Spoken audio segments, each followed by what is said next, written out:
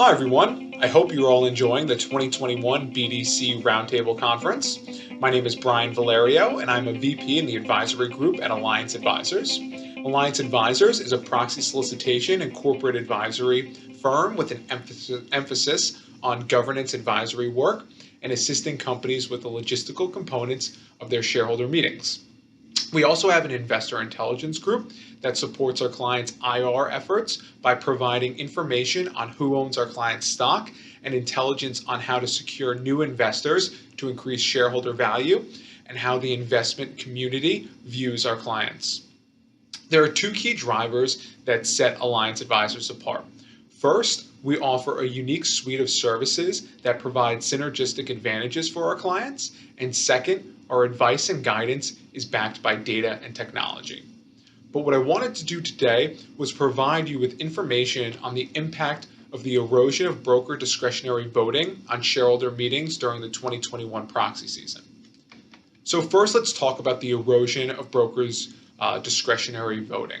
TD Ameritrade, which is one of the largest brokerage firms in the United States, no longer votes uninstructed shares proportionately. So now in order for those shares that are held through TD Ameritrade to be represented at annual and special shareholder meetings, the underlying holder needs to actively vote those shares. Last year, Charles Schwab also eliminated their practice of issuing proportionate voting for uninstructed shares.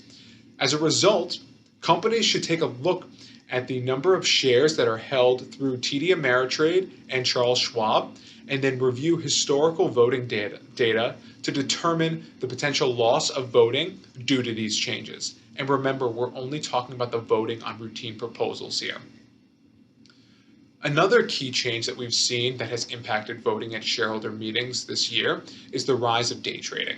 The continued increase in day trading throughout the pandemic resulted in many stockholders entering and exiting stocks between record and meeting dates. And what that does is that leads there to be disinterested holders who do not have a vested interest in the outcome of a company's shareholder meeting when they are contacted in order to vote their shares.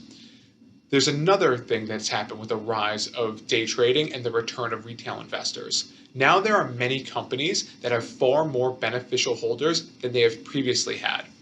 There are numerous reports out there, you've probably all seen and read articles out there on the rise of retail investing since the start of the pandemic and how this has opened up the potential for a significant shift in the overall ownership structure of companies.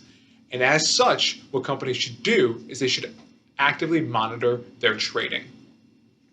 If companies have a more fractionalized ownership profile, they may need to employ more dynamic strategies in order to achieve quorum or satisfy certain vote requirements at shareholder meetings.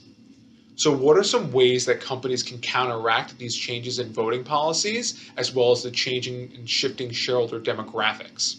Well, the first thing companies should do is they should secure support from insiders and key non-traditional institutional investors. In doing so, they should seek to secure support from VCs, private equity firms, and hedge funds that may not otherwise take an active approach to voting their proxies. Companies should also conduct retail outreach campaigns where they initiate a targeted call campaign to individual investors in order to bolster support, but also consider doing reminder letters to certain key unvoted accounts based on voting returns. Also, they should implement additional solicitation tools, whether they be reminder messages, emails, or other necessary tools as needed during the solicitation in order to boost those returns and increase overall quorum or support for particular ballot items. Engagement with institutional investors has long been a practice among companies that have heavily institutionally owned ownership profiles, but now we're seeing companies that are largely held by retail or individual investors doing similar approach where they engage with key institutional and retail holders throughout the year in order to keep those holders informed of company developments. Articulating a company's narrative to key investors increases the chance of securing their support when needed at a shareholder meeting. The final step that companies should think about employing in order to combat some of these changes is they should consider actively monitoring voting during the solicitation. And they should start monitoring the voting from the outset of the solicitation period in order to identify key unvoted holders and determine if additional solicitation steps are needed to get the necessary support for proposals or to achieve quorum.